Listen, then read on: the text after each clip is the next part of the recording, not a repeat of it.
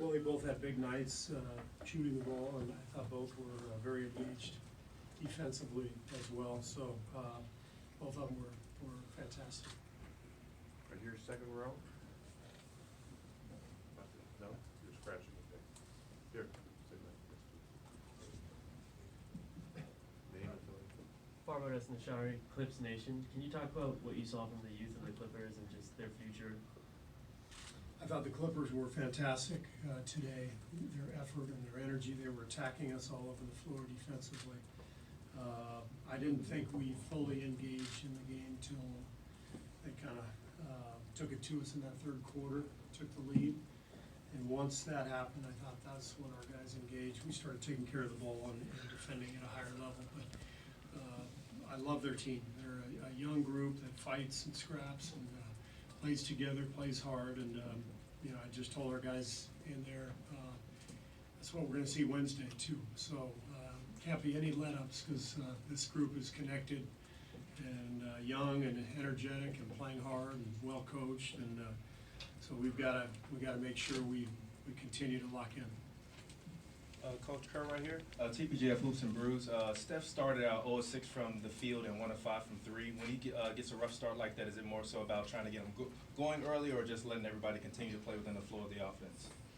You just keep playing, and you trust that you know he's going to impact the game because he's such a great player, whether his shots are going in or not. And but yeah, tough day for Steph. But this is the way the game goes. You know, guys. Sometimes have a huge night, sometimes they struggle, but the great players like Steph, Kevin, Clay, they bounce back pretty quickly from tough shooting nights, so that's what I would expect on Wednesday. How important was that mini stretch at the start of the fourth where you got Durant and Curry on the bench? I think you guys bumped the lead up a little bit. And how important will that pocket of the game be during these playoffs? Yeah, I mean, you know, we're mixing and matching a little bit, and we had to change our rotation because of Steph's early foul trouble. But the third quarter, we were able to keep a pretty regular rotation out there. And as I said, I thought the last part of the third and the early fourth were really important moments for us in the game. So, you know, the guys who came in to start that fourth did an excellent job executing. We got some good buckets and some stops and kept the game going for us. Les Goldberg with the step back, Coach.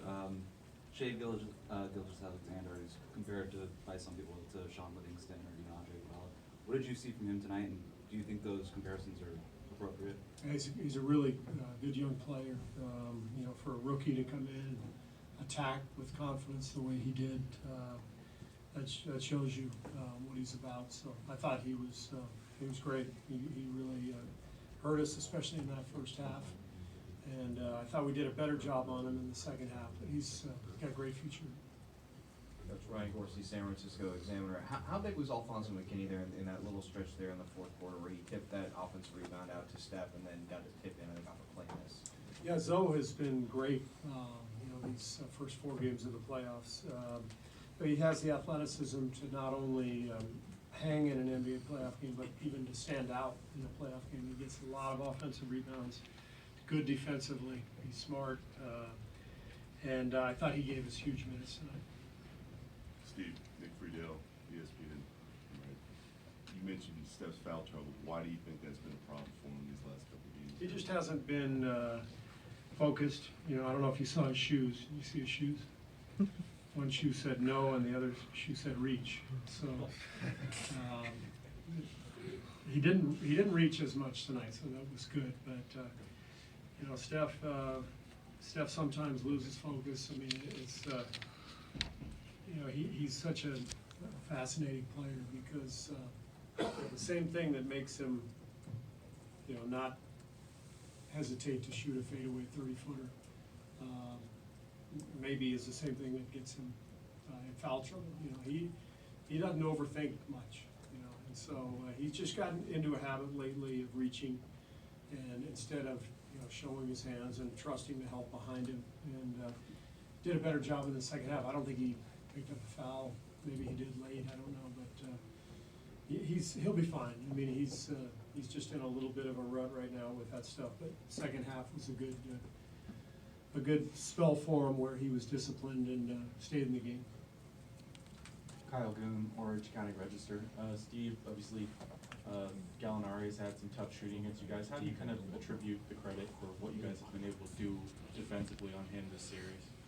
Well, the playoffs are, you know, they're a different deal for everybody. You know, you're so much more locked in defensively. You can see what the Clippers are trying to take away with our three-point shooting, and that's what we're trying to do to them too. We're trying to take away, guys coming off screens, and we know what a huge factor and key Gallinari is for them. So we're doing our best to try to pressure him, stay in front of him, and challenge every shot, because when he has big games, the Clippers generally win, and so he's a real key for them.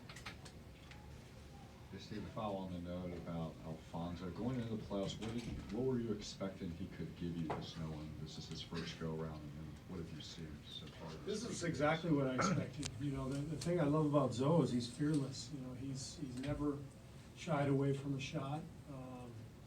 He has scrapped and clawed to get to this point in his career. He's played everywhere overseas and G League, and so he's making the most of his moment.